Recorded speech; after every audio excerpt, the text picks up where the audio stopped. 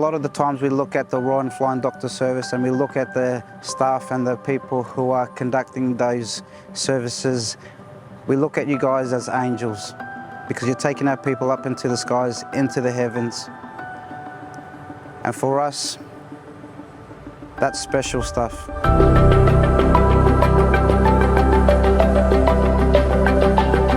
My name is Robert. My Aboriginal name is Nyimi. In the Yangundjara language, it means old man. I'm from Coober Pedy, Port Augusta and APY lands. When I was out on country, I was in the spaces of my men's business. I got really sick. It came down to the point where the elders and my family and my brothers took me into the clinic and had to get some health checks done.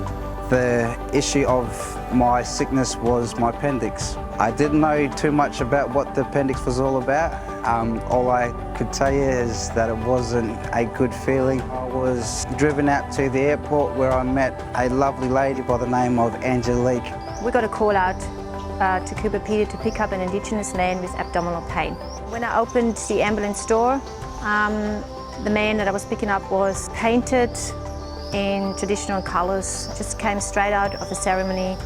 Angelique done a wonderful job providing the care for me. She looked after me in so many different ways. She made sure that I was comfortable, and by making me feel comfortable, she asked me the simple questions. Am I allowed to touch you?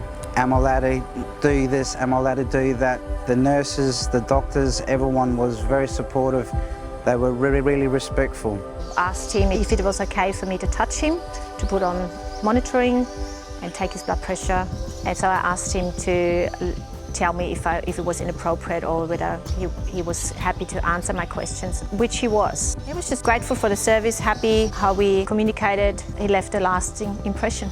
At that time I was in a lot of pain, but having that kind face and having that person around to let you know that it's going to be okay. Sometimes the smallest things can do the greatest things.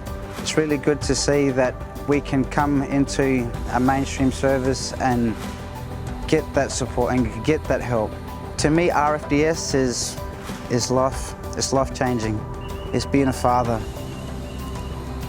being a partner, being all those things that a man should be, a father should be, a partner should be, a husband should be, a leader should be. If it wasn't for the service, I would not be standing here today telling you my story. I think that's all I have to say because you guys are fantastic. Palla.